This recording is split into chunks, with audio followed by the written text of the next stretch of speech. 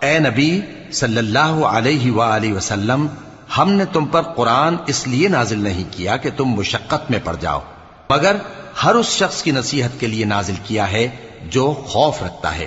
یہ اس ذات کا اتارا ہوا ہے جس نے زمین اور اونچے اونچے آسمان بنائے، یعنی رحمان، جو عرش پر جلوہ افروز ہوا۔ جو کچھ آسمانوں میں ہے اور جو کچھ زمین میں ہے اور جو کچھ ان دونوں کے بیچ میں ہے اور جو کچھ مٹی کے نیچے ہے، سب اسی کا ہے۔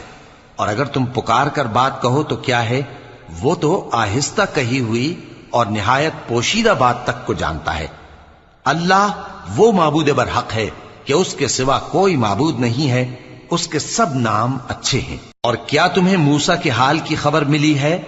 جب انہوں نے آگ دیکھی تو اپنے گھر والوں سے کہا کہ تم یہاں ٹھہرو، میں نے آگ دیکھی ہے، میں وہاں جاتا ہوں، شاید اس میں سے میں تمہارے پاس انگارہ لاؤں